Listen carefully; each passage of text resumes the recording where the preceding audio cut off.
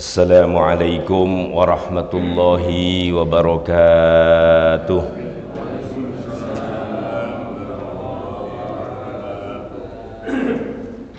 Alhamdulillahi rabbil alamin, hamdas syakirin, wa afdalus salati wa atammut taslim ala sayyidina maulana wa habibina wa syafi'ina Muhammadin wa ala alihi wa ashabihi wa atba'ihi ila yaumiddin. Amma ba'du. Allahumma subhanaka la ilma lana illa ma 'allamtana innaka antal alimul hakim. Ma'asyiral hadirin, para jamaah sekalian rahimana rahimakumullah. Marilah kita awali ta'lim kita dalam tahsin sekaligus tafsir daripada ayat-ayat Al-Quran yang saat ini insyaallah kita akan membaca surah Ali Imran ayat 16 sampai 19. Sekali lagi, surah Ali Imran ayat 16 sampai 19. Tentu kita mengawali dengan penuh kesyukuran betapa Allah Ta'ala memberikan kesempatan dan izin kepada kita semua masih diberikan sehat walafiat dan dapat melaksanakan ta'lim rutin mingguan kita di masjid kebanggaan kita, Masjid Jami' As-Salam, Perumahan Pondok Melati Indah ini. Semoga ta'lim kita ini, kedekatan kita dengan Al-Quran, mengantarkan rahmah dan keberkahan dari Allah Subhanahu wa Ta'ala. Hadirin jamaah sekalian, sebagaimana ketentuan ta'lim kita, saya baca terlebih dahulu. Saya baca dan mohon hadirin menyimak dengan baik, memperhatikan juga bacaannya, panjang pendeknya, bacaan-bacaan tajwidnya dan seterusnya. Kemudian nanti saya baca sekali lagi, ditirukan, lalu kemudian setelah itu nanti kita praktekkan bersama-sama. Baik, saya awali terlebih dahulu. A'udzu billahi minasy syaithanir rajim.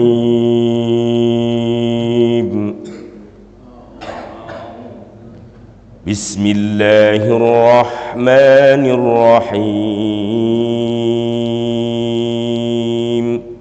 Mohon diperhatikan, disimak dengan baik-baik dulu bacaan yang saya akan berikan contohnya.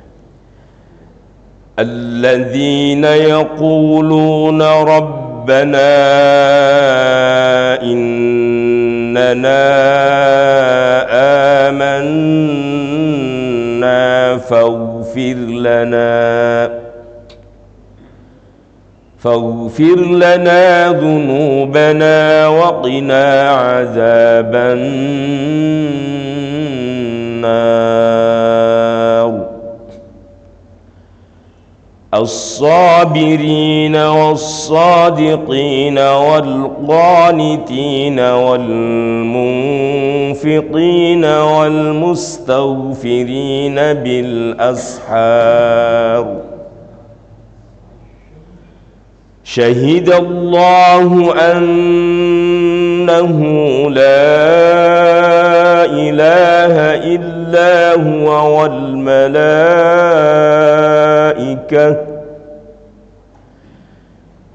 malaikatu wa ulul ilmi qa'iman bil qist. La ilaha illa huwal azizul hakim. Inna ad-dina 'inda Allahil Islam. وما اختلف الذين أوتوا الكتاب إلا من بعد ما جاءهم العلم بغيا بينهم ومن يكفر بآيات الله فإن الله سريع الحساب. صدق الله العظيم. Baik jemaah sekalian, artinya nafasnya ini agak lumayan agak panjang-panjang bacaannya, nanti kita sempurnakan. Saya baca sekali lagi dan mohon kemudian ditirukan. A'udzu billahi minasy syaithanir rajim.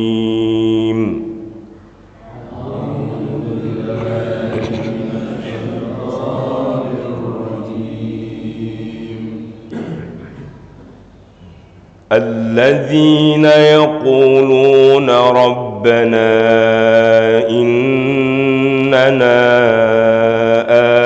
آمنا فاغفر لنا.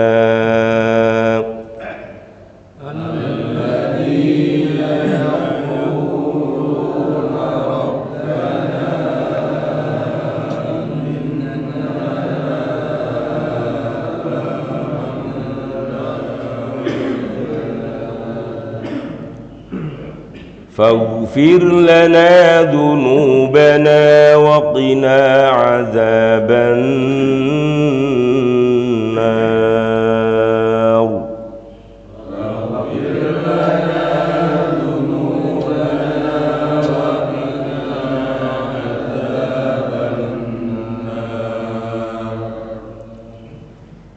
الصابرين والصادقين والقانتين والمنفقين والمستغفرين بالأسحار.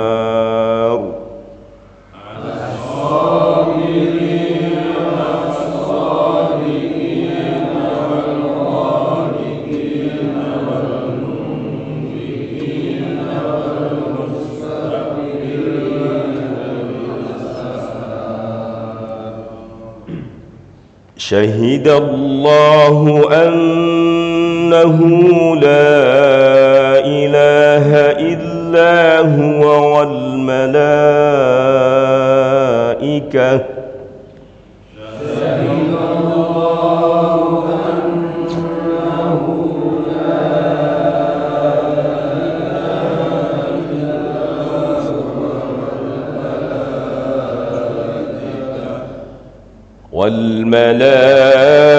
والملائكة وأولو العلم قائما بالقسط.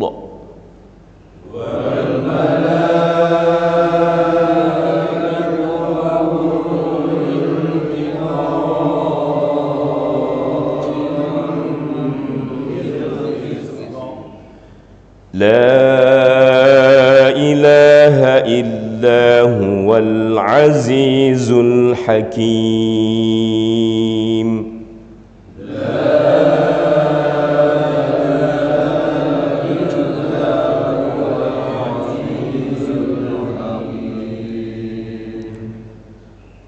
إن الدين عند الله الإسلام.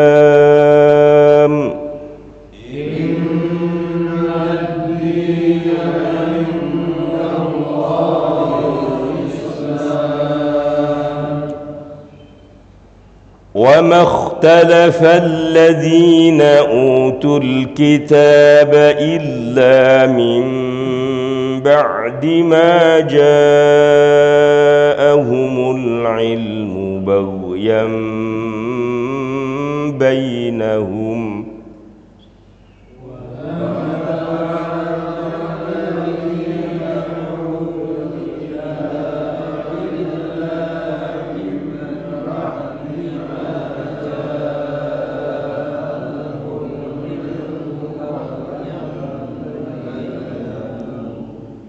ومن يكفر بآيات الله فإن الله سريع الحساب.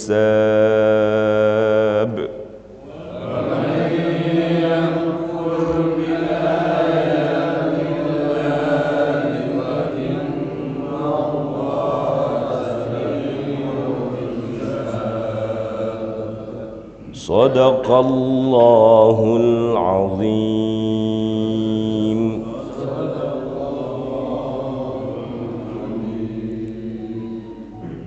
Hadirin jamaah sekalian, cukup bacaan sampai berapa ini? 7-8 orang.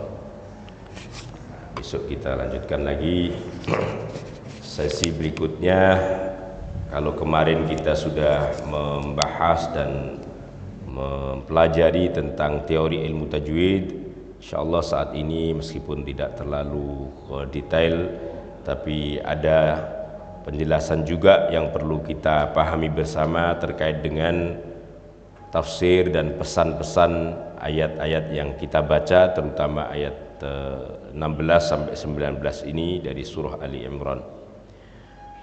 Jamaah sekalian, sebagaimana kemarin juga kita singgung, surah Ali Imran selain mengisahkan tentang keluarga daripada Imran dengan segala keistimewaannya, itu memang juga memberikan penegasan tentang ajaran yang dibawa oleh baginda Rasulullah sallallahu alaihi wasallam, terutama terkait dengan ketauhidan dan pengesaan Allah Subhanahu wa taala. Bahkan sebenarnya pengisahan keluarga Imran yang kita tahu, dari keluarga Imran inilah kemudian dilahirkan Nabiullah Isa alaihissalam dengan ibundanya Maryam.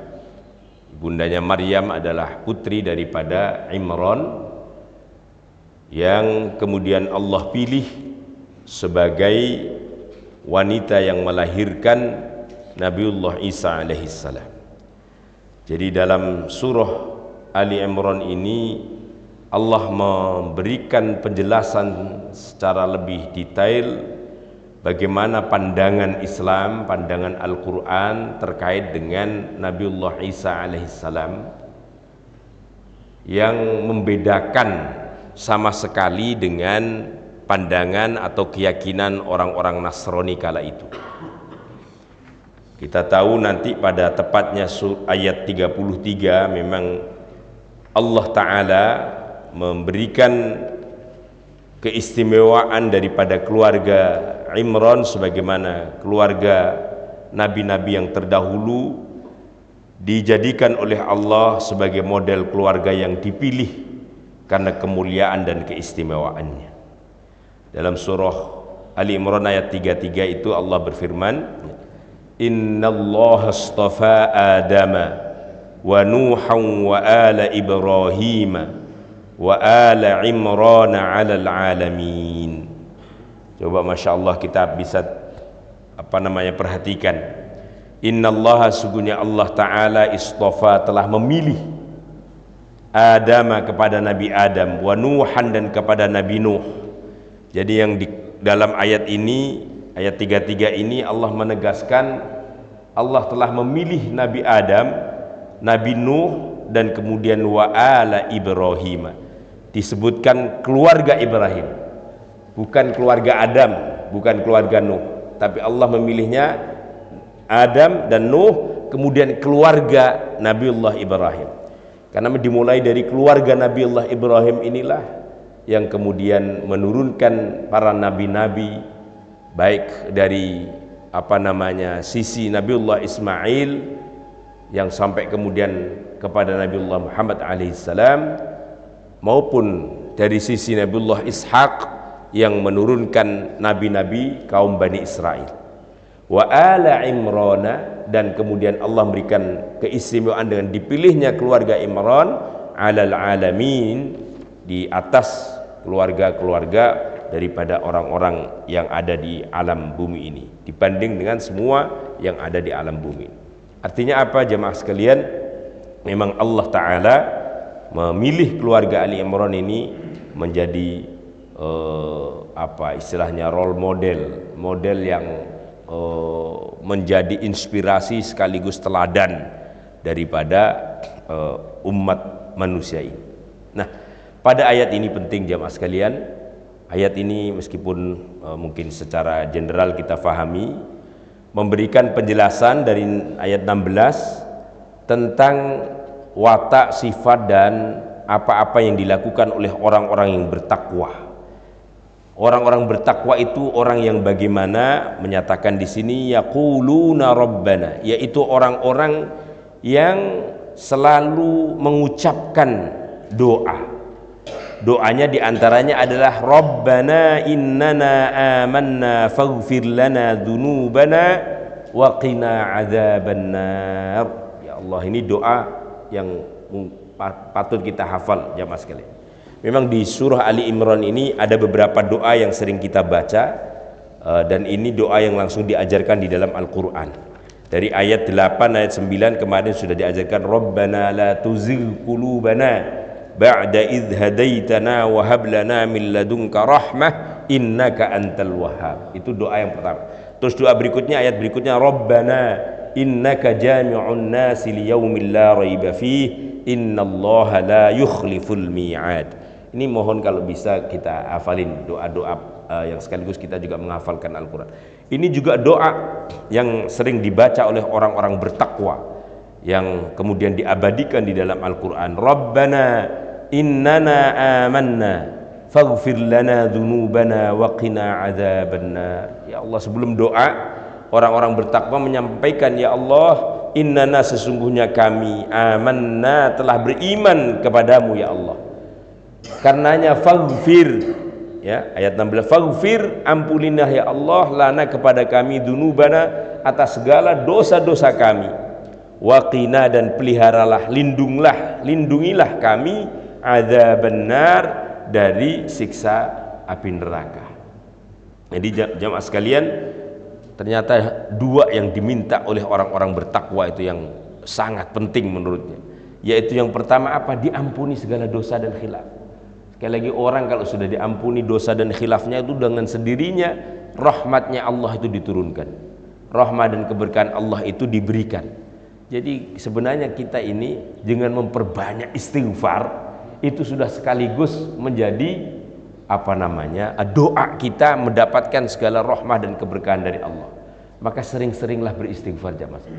Astaghfirullahaladzim, astaghfirullahaladzim, sebagaimana apa yang disampaikan oleh orang-orang muttaqin, orang bertakwa. Wa qina adzabannar, setelah diampuni dosanya juga dilindungi dari siksa api neraka. Sekali lagi ini mohon kalau bisa kita hafalkan. Nah, orang bertakwa itu kemudian Allah sifati adalah as-sabirin. Nah, coba kita ini masuk kategori orang-orang ini enggak as-sabirina, yaitu orang-orang yang bersabar dalam menjalani segala sesuatu dan tantangan hidup. Was-sadiqin, juga orang-orang yang benar, tidak gampang menipu, tidak gampang bohong, tidak melakukan sesuatu yang merusak dan seterusnya. Wal qanitin, dan orang-orang yang rajin ibadahnya. Wal munfiqin, dan orang-orang yang rajin melaksanakan infak, bersedekah, berinfak ke jalan kebaikan. Lalu yang ke berapa ini, yang kelimanya ini menarik, wal mustaghfirin, orang-orang takwa itu adalah orang-orang yang banyak beristighfar bil ashar, di waktu sahur. Nah, ini kita masuk nggak kategori itu? Coba ini semakin banyak kita masuk golongan ini, maka insya Allah takwa kita ini berarti sudah mulai banyak meresap di dalam diri kita, menghunjam di dalam diri kita. Jadi salah satu yang sering dilakukan oleh orang-orang bertakwa itu adalah wal mustaghfirina bil ashar, orang yang banyak beristighfar, bermunajah, memohon ampun kepada Allah di waktu sahur. Kapan waktu sahur itu? Ya kira-kira sepertiga malam lah, mungkin dari jam 2 sampai jam 4, atau setidaknya jam 3 sampai jam 4 atau 4.30 sebelum subuh ini. Itu waktu-waktu di mana Allah Ta'ala memberikan ijabah tersendiri. Kayak ingat jamaah sekalian, ini as-sabirin, orang-orang sabar, was-sadiqin, orang-orang yang benar, wal qanitin, orang-orang yang rajin ibadah, wal munfiqin, dan orang-orang yang berinfak. Kemudian wal mustaghfirina bil ashar. Wah, kalau kita bisa menjalankan 5 ini berarti ketakwaan kita insya Allah dijamin oleh Allah, berarti memang benar-benar menjelma dalam kehidupan kita. Nah, pada ayat berikutnya ini yang penting juga kita tegaskan. Ayat ini kemudian menegaskan akan keesaan Allah Subhanahu wa taala, dan penyaksian itu langsung diberikan oleh Allah, diberikan oleh para malaikat dan orang-orang yang punya ilmu. Ini hanya jadi ketiga orang ini punya keistimewaan selain Allah taala. Syahidallahu, Allah menyaksikan, annahu la ilaha illahu, bahwa sungguhnya tidak ada Tuhan kecuali Allah. Jadi ini membantah secara penuh pemahaman dan i'tiqadnya, keyakinannya orang-orang Nasrani kalau Isa itu anak Allah taala. Ini runtutannya. Jadi sebelum berkisah tentang Ali Imran, di sini sudah ditanamkan dulu paham ketauhidan Islam. Sampai ditegaskan di sini Allah saja langsung telah bersaksi bahwa tiada Tuhan kecuali Allah. Tidak ada itu mengenal Tuhan anak, Tuhan ibu dan seterusnya sebagaimana yang diselewangkan atau disimpangkan oleh orang-orang Nasrani dari ajaran ketauhidan yang dibawa oleh nabi-nabi dan rasul-rasul sebelum Nabi Muhammad SAW, termasuk wal malaikatu, dan malaikat-malaikat Allah, wa ulul ilmi, dan orang-orang yang punya ilmu. Jadi seakan-akan di sini itu menegaskan orang-orang bodoh lah kira-kira yang kemudian menyekutukan Allah, yang menduakan Allah, menyatakan Allah punya anak, punya ibu dan seterusnya. Jelas di dalam Al-Quran dikatakan bahwa orang-orang berilmu dan para malaikat-malaikat Allah pun bersaksi sebagaimana saksi yang diberikan oleh Allah secara langsung, la ilaha illahu, tidak ada Tuhan yang hak disembah kecuali Allah taala. Jadi di sini ketauhidan itu diajarkan.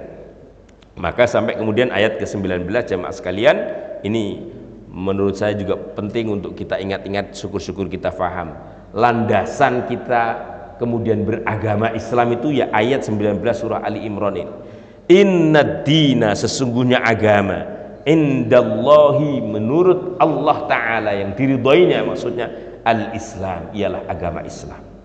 Agama dengan segala kepatuhan dan ketundukannya. Al-Islam itu artinya kepatuhan dan ketundukan. Ini menegaskan sebenarnya dulu sejak awal Nabi Adam dan kemudian Nabi Nuh, Nabi Ibrahim, nabi-nabi setelahnya, rasul-rasul setelahnya, itu yang membawa ajaran ketauhidan, yang hanya kemudian saatnya Nabi Muhammad itu, Islam itu kemudian ditegaskan secara formal sebagai sebuah agama. Maka di dalam banyak ayat ya, banyak hadis menegaskan tidak ada ajaran lain yang dibawa oleh Nabi dan Rasul yang diutus oleh Allah di muka bumi ini kecuali membawa ajaran tauhid, dan itulah ajaran inti daripada ajaran Islam. Maka di sini dikatakan wa makhtalafal ladzina utul kitaba illa min ba'di ma ja'ahumul ilmu baghyan bainahum. Tidak ada perselisihan dari dulu yang dibawa oleh ajaran Nabi kecuali orang-orang yang kemudian menyatakan dengan kedengkian atau keengganan mereka untuk mengikuti ajaran-ajaran yang dibawa oleh nabi-nabi sebelum Nabi Muhammad, termasuk Nabiullah Isa alaihissalam. Jadi Nabi Isa sendiri itu adalah dalam keyakinan syariat Islam sebagaimana diajarkan oleh Al-Quran adalah seorang nabi, seorang rasul, tidak sama sekali kemudian membawa unsur daripada ketuhanan. Wa man yakfur bi ayatillahi fa innallaha sari'ul hisab. Barang siapa yang kemudian mengkufuri ayat-ayat Allah taala sebagaimana kekufuran orang-orang dahulu, maka fa innallaha, sungguhnya Allah taala sari'ul hisab, zat yang maha sangat cepat dalam perhitungan balasan amal daripada hamba-hambanya, baik yang melaksanakan kebaikan maupun yang melaksanakan keburukan. Jadi jamaah sekalian, dari ayat ini tegas sekali betapa sesungguhnya Islam melalui Al-Quran Al-Karim mengajarkan kepada kita akan keesaan Allah Ta'ala, ketauhidan Allah Ta'ala, bahwa Allah Ta'ala itu maha tunggal, Allah Ta'ala itu maha esa, tidak ada sekutu baginya. Bahwa keyakinan orang-orang Nasrani diralat, dibantah sepenuhnya oleh Al-Quran.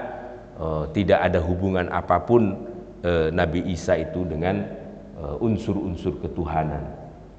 Dan karena itu Al-Quran pun kemudian menegaskan dari sejak awalnya para nabi dan rasul-rasul Allah itu sama misinya, yaitu membawakan ketauhidan, meskipun kemudian syariatnya berbeda-beda. Ada istilahnya di dalam ajaran ulama dulu, nabi-nabi itu bapaknya sama meskipun ibunya berbeda. Maksudnya apa? Bapaknya sama itu artinya ajarannya itu sama pokoknya, yaitu mentauhidkan kepada Allah Ta'ala. Ibunya berbeda apa? Syariatnya. Memang syariat itu berkembang sesuai dengan kebutuhan dan situasi zamannya. Hanya bedanya, dulu syariat itu, nabi-nabi itu diturunkan untuk kaum tertentu dan untuk waktu tertentu. Beda dengan Nabi Muhammad. Nabi Muhammad adalah akhirul anbiya wal mursalin. Nabi Muhammad itu akhir dari semua utusan dan nabi-nabi Allah. Maka Nabi Muhammad diutus untuk siapa? Rahmatan lil alamin. Diutus untuk seluruh umat manusia ini dan berlaku ila yaumil qiyamah, sampai nanti berakhirnya dunia dengan ditandainya hari qiyamah. Itu bedanya. Kalau nabi-nabi dahulu memang wa ila samuda akhahum salihah wa ila madyana. Jadi khusus misalnya kayak kalau Nabi Musa, Nabi Isa kepada kaum Bani Israel, kemudian Saleh kepada kaum Thamud, kemudian Syu'aib kepada kaum Madian dan seterusnya, hanya untuk kaum-kaum tertentu, dan syariatnya pun sampai kepada kaum itu, tidak langgeng dan tidak abadi, sebagaimana syariat Islam yang dibawa oleh Nabi Muhammad sallallahu alaihi wasallam. Begitulah Allah Ta'ala memang memberikan keistimewaan kepada Nabi Muhammad sebagai penutup daripada seluruh nabi dan rasulnya dengan syariatnya yang abadi ila yaumil qiyamah. Setelah Nabi nggak ada lagi sudah. Setelah Nabi Muhammad tidak ada lagi utusannya, tidak ada lagi rasulnya, dan syariatnya abadi ila yaumil qiyamah. Insyaallah jemaah sekalian, sampai di sini waktunya sudah cukup panjang. Moga nggak usah ada pertanyaan dulu. Pak Jarto kayaknya sudah mau tanya aja. Sementara ini nggak ada pertanyaan, nanti panjang soalnya. Baik jamaah sekalian, insyaallah pokok-pokok daripada ayat ini bisa difahami ya, pokok-pokok yang penting, karena keterbatasan waktu sehingga yang penting-penting saja kita sampaikan. Mari kita akhiri dengan doa tilawatil Quran. Allahumma arhamna bil Quran waj'alhu lana imaman wa nuran wa hudan wa rahmah. Allahumma dhakkirna minhu نسينا وعلمنا منه ما جهلنا وارزقنا تلاوته آناء الليل وأطراف النهار واجعله لنا حجة لنا يا رب العالمين. Amin ya rabbal alamin. Kita tutup dengan kafaratul majlis. Subhanakallahumma wa bihamdika asyhadu an la ilaha illa anta astaghfiruka wa atubu ilaik. Wassalamu alaikum warahmatullahi wabarakatuh.